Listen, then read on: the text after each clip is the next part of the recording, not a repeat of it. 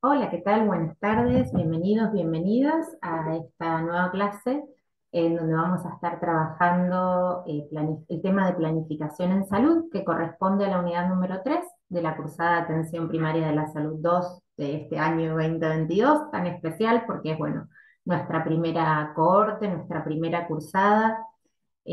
Aprovecho a decirles, mientras estamos en la previa y antes de arrancar, que bueno, vamos a estar cursando esta unidad un poco en simultáneo, porque ya dentro de algunos días arrancamos en simultáneo con la cursada de la unidad número 4, la última del programa. Esta unidad 3 la voy a dar yo, les voy a dar esta clase que ya va a quedar grabada en Pedco y probablemente tengamos otro encuentro también virtual pero sincrónico, así que después les voy a dejar el día y la hora y los datos para que se conecten. Pero bueno, tanto esta como la próxima en vivo van a ser los dos espacios teóricos de cursada de la unidad 3. Y en la unidad 4 que les decía recién, que un poco vamos a arrancar la cursada en simultáneo, temporalmente, estoy muy contenta porque, esto es lo que les quiero contar, estoy muy contenta porque vamos a tener un montón de invitados y de invitadas referentes de cada uno de los programas en los que ustedes también están haciendo, en relación a los que están haciendo sus prácticas. Así que esa unidad va a estar muy linda, vamos a tener tanto espacios de encuentro más teóricos como conversatorio con estos referentes de la salud pública de Río Negro y de Neuquén. Así que bueno, estoy muy contenta porque a pesar de todos los desafíos que ha significado y que todavía significa esto del hecho de ser un nuevo equipo de trabajo, una nueva propuesta, y bueno, ustedes son testigos porque hay muchas de los aspectos de la cursada se van construyendo, y los vamos construyendo incluso con ustedes sobre el proceso. A pesar de eso, estoy muy contenta con el hecho de poder hacerles una propuesta de tanta calidad, sumando desde esta lógica de trabajo en equipo, ¿no? Sumando la participación de grandes docentes, referentes, tanto en estos espacios más teóricos, si se quiere, como en los equipos de trabajo que les están recibiendo a tantos de ustedes en distintas instituciones de la región. Así que bueno, contra viento y marea, me parece que la propuesta está buena, que ustedes la están aprovechando. Y bueno, nos resta el último tramo, ya sé que estamos a fin de año, estamos todos cansados, cansadas, pero realmente tengo gran entusiasmo porque tanto esta unidad, que es muy linda, este tema es muy interesante, como la unidad 4 me parece que les puede llegar a gustar. Sí les quiero recordar, aprovecho también esta intro, les quiero recordar y pedir que no se queden solo con que vean estas clases, que quedan grabadas, pero que no se queden solo con el ver las clases, algunos hasta solamente con ver el PDF, sino que recuerden que esto es una invitación a la lectura de los autores y de las autoras que elegimos para acercarnos. Así que ahí tenemos como que ver, ajustar un poco, ¿no? La parte de esto del contrato pedagógico. Es muy importante que ustedes avancen un poco más con la lectura y bueno, que desde ahí puedan también enriquecer sus prácticas en territorio y lo que van escribiendo producto de este proceso de reflexión, ¿no? De esas prácticas. Así que acuérdense de este trípode, ¿no? Entre las herramientas conceptuales, el hacer en una práctica y el ir pensando, ¿no? Tensionando las herramientas conceptuales con eso que me encuentro en la práctica y llevarlo a la comisión para seguir pensando con sus compañeros y con sus docentes en ese proceso. Así que bueno, vamos ajustando ahí, pero de eso se trata. Bueno, rápidamente, bueno, siempre les digo rápidamente y saben que es un desafío para mí hablar rápido y un desafío que nunca logro, pero les quiero anticipar que la clase de hoy, la idea del recorrido que vamos a hacer es, pasamos por una breve introducción, luego nos vamos a meter en una pregunta que es fundamental si estamos trabajando la planificación en salud, que es, bueno, ¿para qué vamos a planificar en salud? Para la salud, nos va a decir Chorny, y en relación a esto, a esta afirmación, que es el eje que estructura, que le da sentido a un ejercicio de planificación, eh, la planificación en salud y para la salud nos obliga a pensar en esa salud, que sería el objeto de la planificación, ¿no? Entonces Chorny nos va a decir, si yo no pierdo de vista esto, debo hacerme esta pregunta, ¿de a cuál salud me estoy refiriendo si digo que planifico en salud y para la salud? Así que en relación a esa pregunta nos vamos a detener, vamos a hacer ahí como algún pequeño recorrido problematizando la idea de salud con la que estamos trabajando. Y en un segundo momento, o tercero, en realidad en relación a la clase, vamos a meternos con otra pregunta complementaria, que es ya en relación al cómo, ¿no? ¿Cómo hago para planificar en salud? Y vamos a hacer una muy pequeña introducción a lo que es la lógica y el método de la planificación, tanto de la normativa como de la estratégica.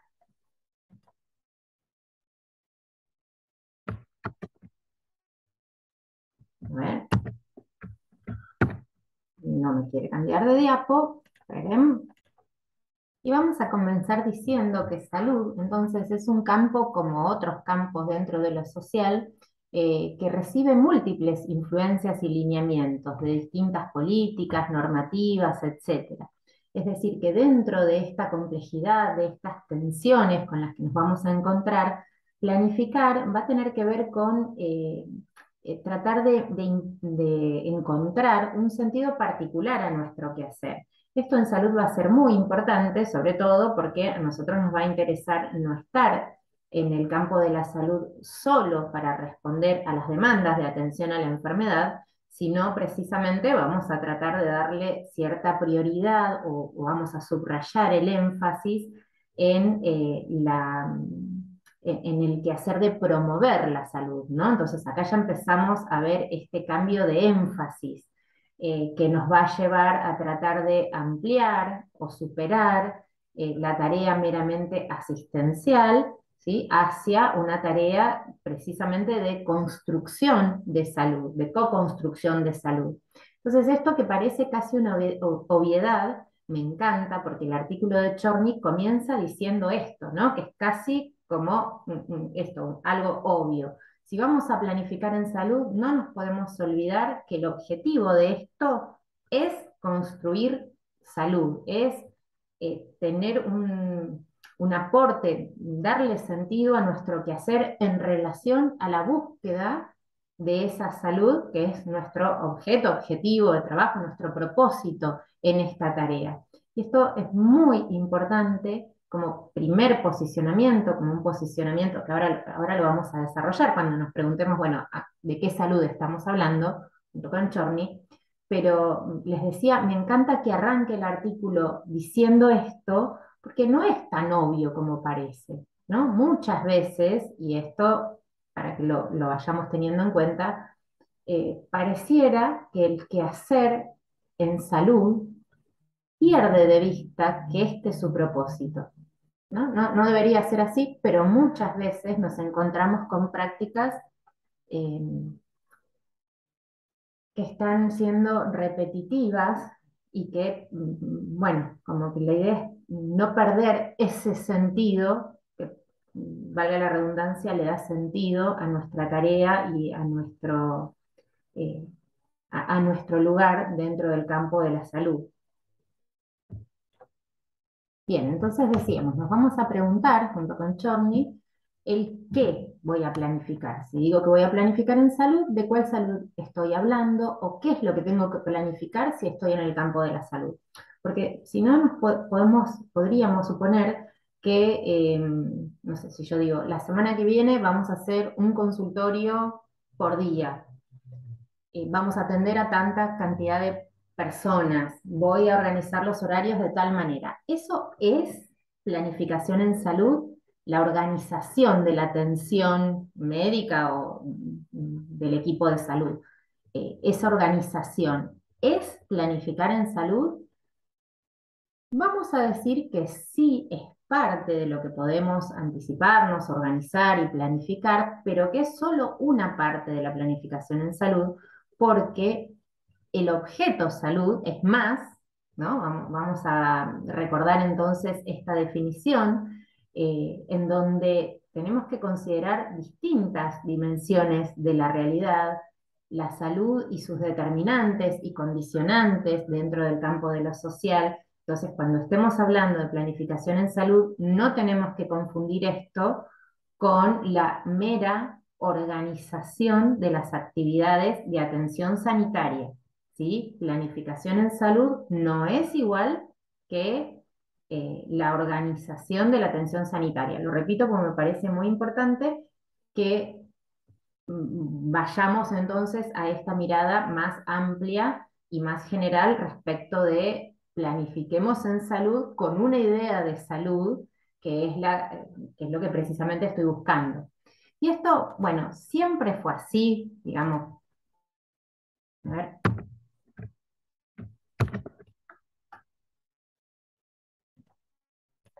Y vamos a responder que no, no siempre fue así, porque en realidad sigue siendo, hasta hace muy poco tiempo, o continúa siendo, que los sistemas sanitarios y las prácticas de la medicina han tenido como objeto central de su trabajo a la enfermedad y no tanto la producción, la construcción de salud o el abordaje de la salud. Entonces, esto ya lo sabemos, tenemos una primera definición de salud que que la podemos identificar como ausencia de enfermedad, ¿sí? En este esquema, en este esquemita tan tradicional del...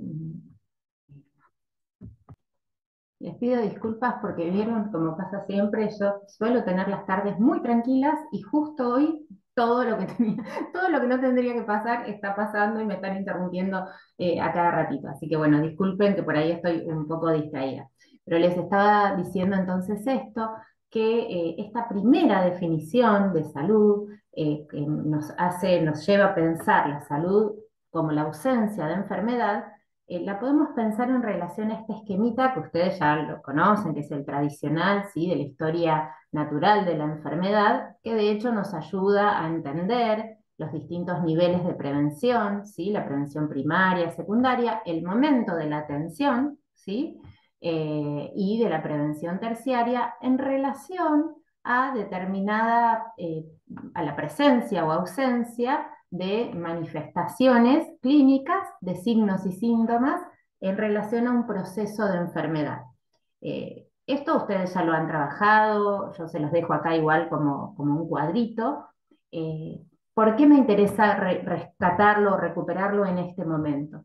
Por lo que les decía recién, digamos, porque si nosotros tenemos como modelo para pensar nuestro quehacer en salud, en realidad lo que organiza nuestro quehacer es la atención de la enfermedad, y incluso cuando estamos haciendo prevención es, bueno, trabajemos para prevenir la enfermedad, vean que el eje, ¿sí? El eje central sigue siendo la enfermedad, para prevenirla, para detectarla a tiempo, para tratarla o para rehabilitar, pero siempre el eje estaría dado por el concepto de enfermedad. Entonces, de aquí sale esta idea, esta concepción de que la salud es eso que no es enfermedad, ¿sí? Frente a esto, que no es solo una cuestión de definición, sino que, como les decía recién, eh, hace a una importancia, le da un protagonismo a determinado tipo de prácticas y a un determinado modelo de organización que es con el que nosotros estamos tratando de, bueno, de tensionar para pensar la organización en salud de otra manera. Entonces, frente a esta primera idea, no sé si no me anda esto para pasar de una idea por la otra, ahí está. Eh, Cuando nosotros en atención primaria de la salud hablamos del énfasis entonces en la promoción de la salud, no estamos posicionándonos en un versus como si fuera, bueno, que no vamos a curar la enfermedad o no nos va a interesar para nada la enfermedad porque nosotros nos vamos a dedicar solamente a promover la salud. Acá me parece muy importante discutir, o sea, que arranquemos discutiendo con este versus, pero sí pensando en un cambio de énfasis, como les decía recién. El pensar en un cambio de énfasis nos obliga entonces a considerar la salud no como ausencia de enfermedad, sino como un concepto positivo dentro de su complejidad, pero como una entidad propia. Vamos a tratar de definir, o sea, es mucho más fácil definir la enfermedad que definir la salud, ¿sí? Entonces vamos a tratar de definir la salud desde su aporte positivo en su complejidad, no solo como ausencia de enfermedad, y entonces vamos a proponer y vamos a pensar nuestro quehacer en salud como un conjunto de acciones que abarcan como esa complejidad, ¿no? Tanto en la promoción, en la prevención, en el tratamiento, y sí que la forma de organización de los servicios de salud de alguna manera debería reflejar esta concepción respecto de la salud y de la enfermedad. Em,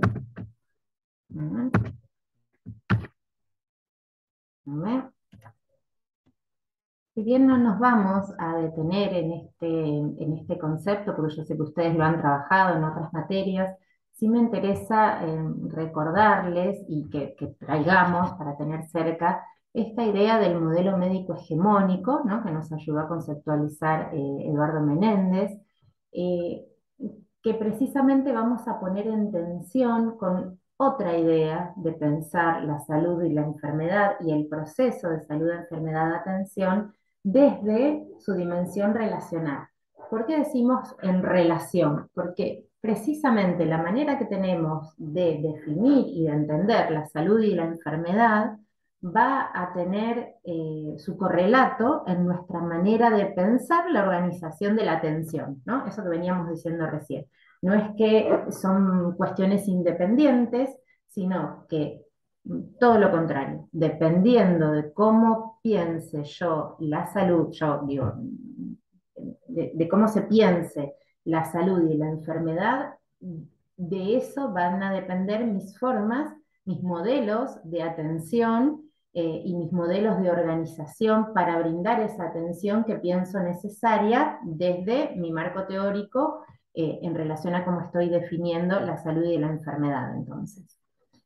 Simplemente recordarles entonces las características del modelo médico hegemónico, yo se las voy a dejar acá, pero cuando pensamos una definición de salud que nos hace pensar solo en el individuo, de manera histórica, centrada en lo biológico, ¿sí? Recordemos que no se trata solamente de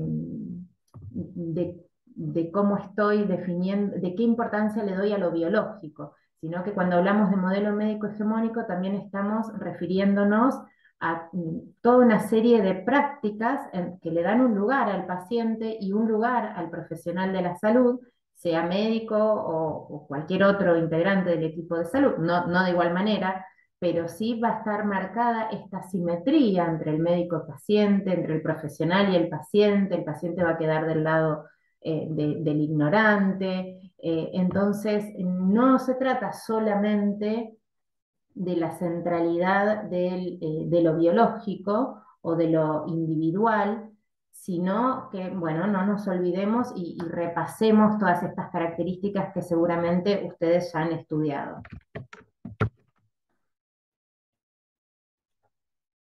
Vieron que frente a esta primera concepción de la salud como ausencia de la enfermedad, la Organización Mundial de la Salud generó una definición alternativa que sigue siendo todavía la que más utilizamos, con la que más nos encontramos. Seguramente si yo les pregunto a ustedes, bueno, ¿qué es la salud? Se nos viene esta definición, en donde entendemos que la salud se trata de un estado de completo bienestar físico, psíquico y social, y no solo ausencia de enfermedad.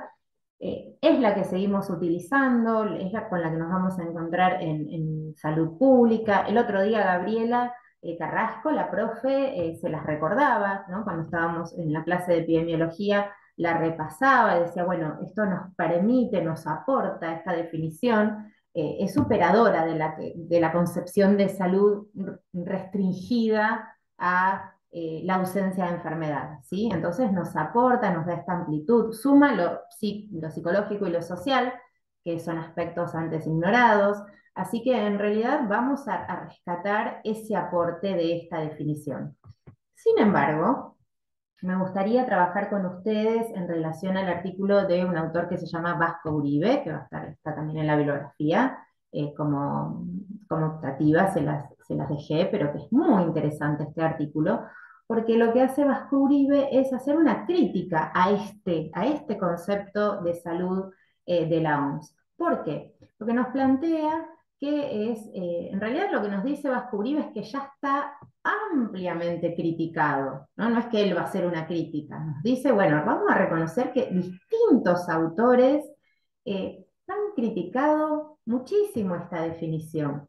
¿Por qué? Por su carácter ahistórico, porque habla de un estado, es también una definición irreal, porque habla de completo bienestar, ¿no? ¿Cómo podemos siquiera imaginar un completo bienestar físico, psíquico y social?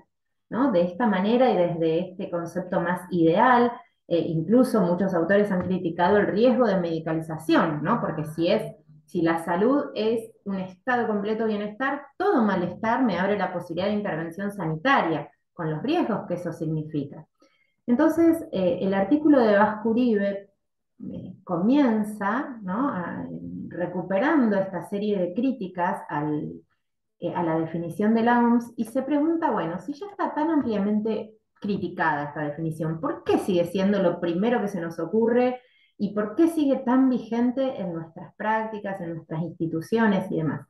Y él nos responde que sigue vigente por sus implicancias ideológicas. Es decir, que es un concepto que en el mundo médico, o en lo biológico y en lo médico, expresa una determinada concepción del mundo que se corresponde con esa idea de salud, ¿no? Que es una concepción idealista, teleológica, cristiana occidental, nos dice él, ¿no? Idealista y teleológica en cuanto a que en el origen y en el final de la vida habría un estado de perfección o un estado normal, fisiológico, perfecto, que queda entonces del lado de la salud, de lo bueno.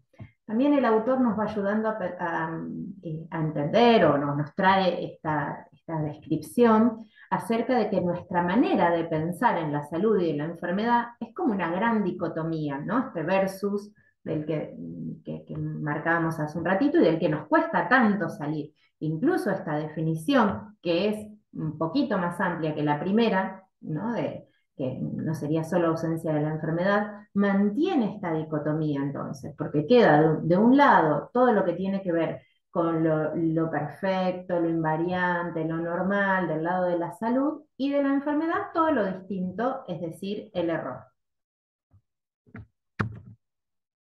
Y en este sentido, entonces la enfermedad implicaría una pérdida de ese estado original de salud. ¿Y por qué se daría esa pérdida? Bueno, acá aparecen distintos modelos explicativos, a modo de hipótesis, que el autor nos va haciendo como un repaso de cómo van cambiando, cómo se van complejizando esos modelos explicativos, desde el modelo de unicausalidad externa, que también toma distintas formas, ¿sí? Eso que viene de afuera a enfermarme ha sido interpretado como un castigo, como un daño, y bueno, luego se fue complejizando cada vez más, no solamente en cuanto a,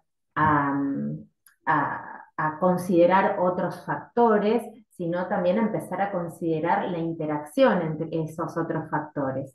Aquí lo que me interesa destacar, porque bueno, esto sería meternos en profundidad en un tema que no vamos a alcanzar a desarrollar como es debido, pero sí me interesa, quería compartirles este artículo de Vasco Uribe, porque él nos trae una definición entonces del proceso de salud-enfermedad eh, como precisamente como proceso y no como estado. Entonces nos trae este carácter dinámico, procesual, dialógico, me sale decir, ¿no? De interacción entre la salud y la enfermedad, que a la vez estaría determinado por la relación entre factores individuales y sociohistóricos con la organización social. Es decir, que nos trae bien un modelo para pensar la complejidad, ¿no? Para pensar en términos de escapar no solamente a las cuestiones meramente individuales, sino también a las cuestiones meramente sociohistóricas, ¿no? Y pensar en términos de relación, de interacción entre estos factores. En el mismo sentido, consideramos esta definición de Eduardo Menéndez, que subraya el carácter de proceso, como lo charlábamos recién, entre los términos de salud, enfermedad, atención y cuidados. Tercer componente, el componente de cómo es entonces nuestra atención desde salud y los cuidados, que no son solo sanitarios, pero este tercer elemento va a ser muy importante para nosotros y en este sentido quería también subrayar algunos aportes de Gastón Campos, dentro de un capítulo que está también dentro de la bibliografía obligatoria, nos trae esta idea de, bueno, cómo debería ser nuestra atención en salud, qué tipo de mirada, qué tipo de mirada clínica deberíamos tener si nuestro quehacer es respetuoso de esa complejidad del proceso de salud-enfermedad. Entonces, Gastón en este capítulo nos plantea, tomando una fórmula que ya es una fórmula de Basaglia, ¿sí? Basaglia nos decía que hay que poner la enfermedad entre paréntesis para poder trabajar con la persona del enfermo. Entonces, Gastón toma esta fórmula, les decía, de Basaglia y nos plantea que es la persona, en todo caso enferma, con quien debemos trabajar en salud y no partir y organizar todo nuestro quehacer pensando en el objeto de la enfermedad. Tampoco es la persona el objeto, ¿no? El objeto de nuestras prácticas como un objeto a ser curado, sino que hace toda una conceptualización para traernos esta idea de la persona como sujeto sociohistórico, ¿no? Como un sujeto capaz de inventar con otros sujetos también históricos y sociales, y en este sentido nos trae bien esta dinámica de la salud y de la enfermedad pensada en los mecanismos de reproducción social. Este capítulo es muy interesante porque Gastón Campos nos plantea entonces que saber mucho acerca de las enfermedades, como si fueran un tipo ideal de enfermedad, nos ayuda, pero también nos confunde a la vez, ¿no? Nos perturba, porque de alguna manera tenemos que aprender cómo se dan ciertos mecanismos patológicos, pero no deberíamos olvidarnos, nos propone Gastón, de que la enfermedad es una regularidad que nunca se repite igual, ¿no? Y que nunca es igual en cada una de las personas y que cuando nos perdemos de esa singularidad, que insisto, no deberíamos confundir con individuo, ¿no? Sino que la persona es singular en su ser histórico-social. Si nos perdemos de esa singularidad, ahí estamos en problemas, ¿no? Entonces nos propone como este desafío de considerar ese campo absolutamente impredecible, imprevisible de la vida cotidiana y que es en ese marco en el que tenemos que pensar nuestro quehacer en salud, ¿no? A esto le llama la ampliación de la clínica. Eh, Acá una cita que me gusta mucho de Gastón, que él dice que la clínica se empobrece toda vez que ignora esas interrelaciones con las diversas dimensiones de la existencia humana. Es decir, que incluso pierde eficacia en nuestro quehacer clínico si pierde de vista esa complejidad, esa trama compleja en la que cada una de las personas eh, existimos, ¿no? Entonces nos propone pensar que al objeto de enfermedad, que es el objeto clásico de trabajo desde el campo de la salud, desde salud, tenemos que sumarle, ¿en qué sentido ampliar entonces nuestro quehacer? Tenemos que sumar toda una concepción del sujeto histórico-social en un determinado contexto histórico-social, cultural, etcétera. Entonces, de esta manera y pensando en la complejidad de nuestro objeto, donde tenemos que considerar esta mezcla del sujeto histórico con su dolencia, tiene consecuencias en nuestro quehacer porque la única manera de trabajar con la complejidad de este objeto, de esta producción de salud así entendida, es desde una lógica de trabajo en equipo y con un hacer comunicativo. En esta misma línea de corrernos de una mirada ingenua o simplista, hay otro autor que me gusta mucho y que se los voy que está en la bibliografía, que no vamos a alcanzar a trabajar demasiado en la clase de hoy, tal vez lo podamos recuperar en la próxima, que es Berlinger, y que de alguna manera nos permite o nos propone reflexionar sobre la compleja trama de relaciones que están más allá de una mirada simple de la enfermedad, ¿no? Y cada uno de estos componentes que para él son caras de la enfermedad, como sufrimiento, como diferencia, como peligro, como señal y como estímulo, ¿no? Nos permite precisamente acercarnos entonces a esta idea de corrernos de una definición simple de salud o enfermedad.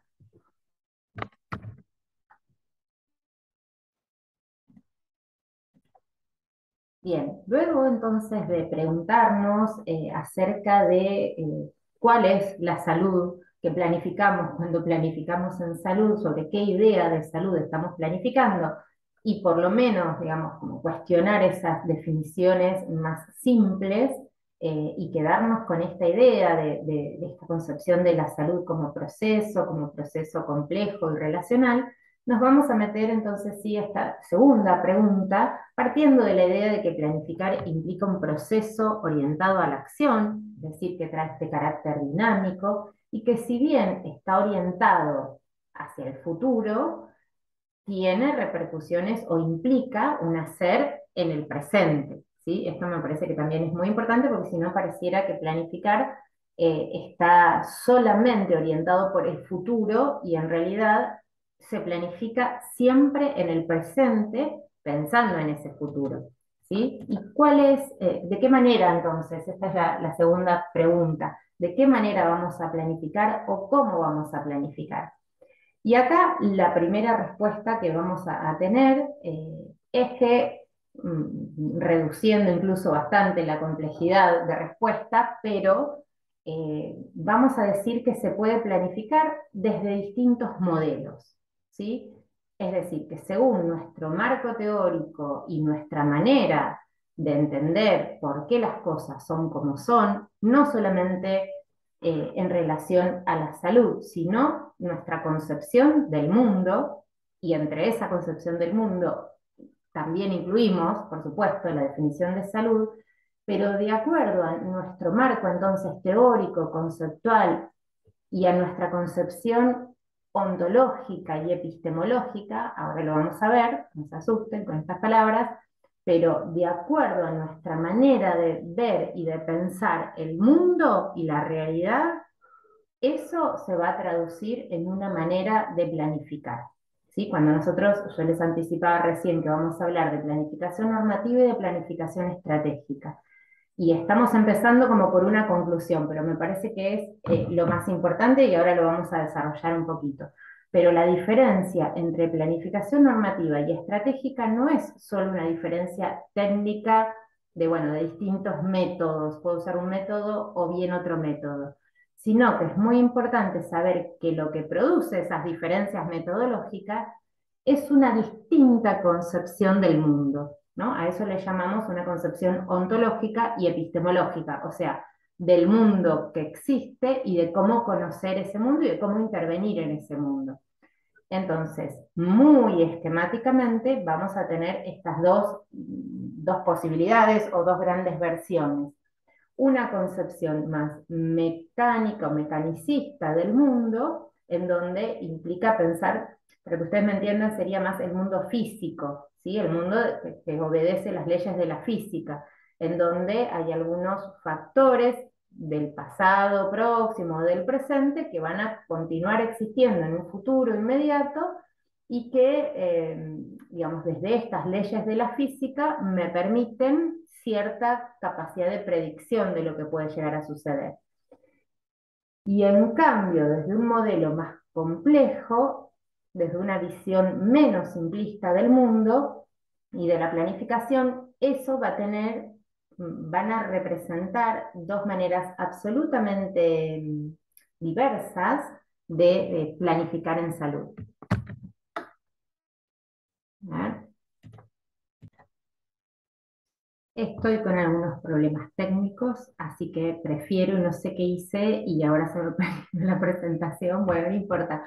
Tuve unos problemas técnicos, prefiero cortar acá la grabación porque ya veo que se me borra todo y después les hago aparte otro videito con la última parte de la clase que faltaba muy poquito, pero no quiero correr ese riesgo. Así que termino acá y después les grabo otro videito pequeño.